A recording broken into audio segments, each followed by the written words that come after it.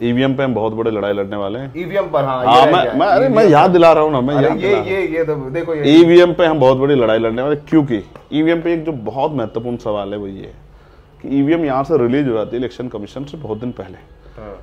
141 member of parliament को suspend करके कानून बनाया सरकार ने उस दिन। वो बिल को जो है ना, उसको कानून का रूप दिया कि जब नियुक्ति होगी इलेक्शन कमिश्नर की तो चीफ जस्टिस नहीं रहेंगे, क्योंकि ये जो आज चीफ जस्टिस बैठे इन्हीं के नेतृत्व में ये इलेक्शन होना है। तो चंद्रचूड़, तो इसमें कुछ जो है कहीं ना कहीं ऐसा लगता है। दूसरा ये भी मैंने सुना, मैं इसको कंफर्म नहीं कर रहा, आप ज़्यादा मुझसे बेहतर इस पर जानते होंगे, क्योंकि मैं कई दिनों से उस काम में था लगातार, और रूरल एरिया में था, ग्रामीण एरिया में, तो मैं इस तरह से काम यूज नहीं कर पाया, अपने काम में लगा हूँ, कि इलेक्शन कमिश्नर से कोई पूछताछ नहीं होगी, उसके ऊपर कोई मुकदमा नहीं दर्ज होगा। इस तरह का मुझे पता लगा कानून बना देगा कि आजीवन उस पर जो इलेक्शन कमिश्नर आएगा उस पर कोई जो है ना उसके ऊपर मुकदमा दर्ज होगा, ना उसको कोई सजा होगी, ना उसको कोई पूछताछ होगी। वो तो चलिए दूर की बात है, इस समय विपक्षी पार्टियां मिलना चाह रही चीफ इलेक्शन कमिश्नर से, लिख के वो तो मिल भी नहीं रहे हैं अभी।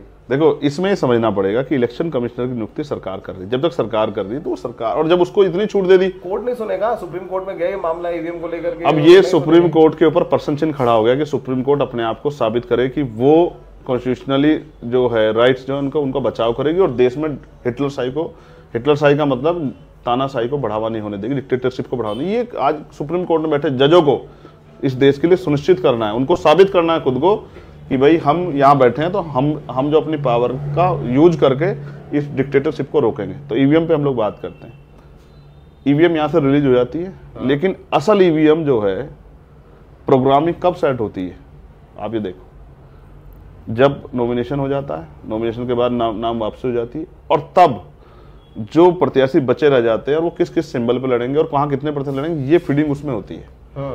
ये चुनाव से मुश्किल से 8-10 दिन पहले जब वोटिंग जिस दिन शुरू होती है सबके एजेंट्स को टेस्ट कराया जाता है। मैं कुछ और कह रहा हूँ, उसको टेस्ट को छोड़ो, ईवीएम जब यहाँ से रिलीज हुई उसको नहीं पता कौन से बूथ पे जाएगी, उस पर कहाँ कौन प्रत्याशी, ये सेटिंग यहाँ नहीं होती है।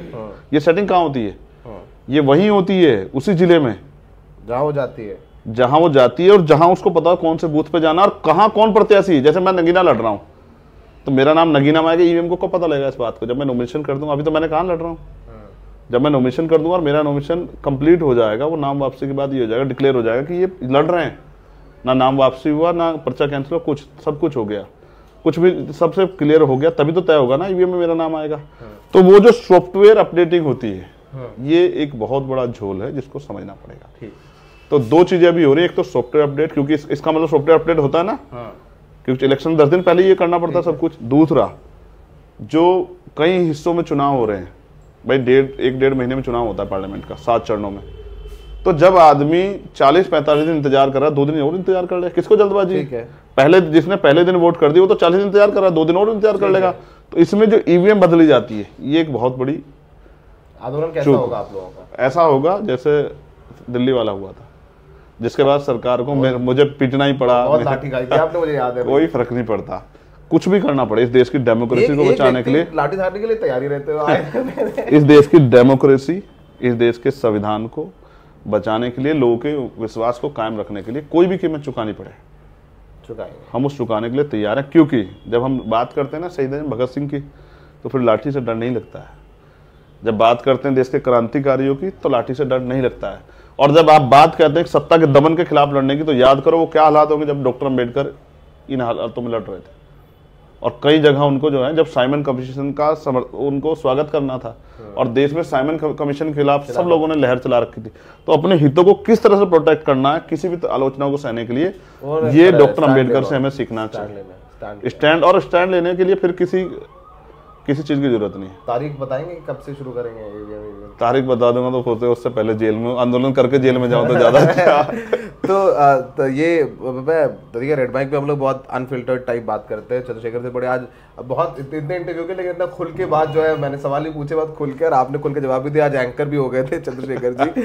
तो बहुत बढ़िया बातचीत रहा। मैं कहता हूँ रेड माइक के हर इंटरव्यू देखिए, पर ये इंटरव्यू बहुत विशेष रूप से देखिए, क्योंकि आपको समझ में आएगा कि तमाम उन मुद्दों पर जिन्हें आप टीवी पर देखकर अपनी राय बनाते हैं, उनसे जुदा भी एक राय है, क्योंकि वो काउंटर नैरेटिव या उसका काउंटर जवाब, लॉजिकल जवाब आप नहीं सुन पा रहे हैं, देख पा रहे हैं। तो उसको समझने जानने के लिए इंटरव्यू जरूर देखिए।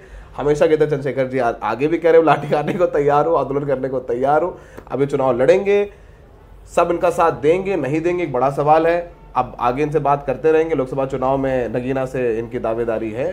अब केतली चुनाव चिन्ह इनका है। तो ये जाति से ऊपर उठ के, बाबा साहब ने भी अपनी किताबों में लिखा कि जिस दिन देश के लोग जाति से ऊपर उठ के मुझे देखेंगे, मेरे देश के प्रति समर्पण को देखेंगे, मेरे संघर्ष को देखेंगे, उस दिन लोगों को मुझसे प्रेम हो जाएगा।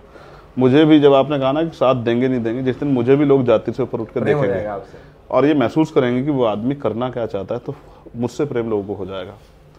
ये लोकतंत्र है, यहाँ रानी के पेट से राजा पैदा नहीं होगा। चलो तो वो एक बहुत हाइपोथेटिकल बात है कि जब मायावती जी को चंद्रशेखर जी से प्रेम हो जाएगा, वो बुआ भतीजे का प्यार हो जाएगा और बुआ जी बोलेंगे आकर के मेरा भतीजा है, जो जिसकी जर्नलिस्ट मैं ही चला जाऊंगा, मैं ही चला जाऊंगा पैर छूने के लिए, आशीर्वाद देने के लिए, कहे तो सही। अब तक तो उन्होंने ऐसा कोई मौका ही नहीं दिया। तो ये इंटरव्यू यही खत्म करते हैं। इंटरव्यू देखने के लिए सागर जी कैमरे में बहुत मेहनत की, उन्होंने इतना लंबा इंटरव्यू हाथ बढ़ के रखा। तो आप इंटरव्यू जरूर देखिए और बहुत जरूर शेयर करिए। और मैं अमूमन कहता नहीं हूँ ये, लेकिन इस इंटरव्यू के लिए कह रहा हूँ।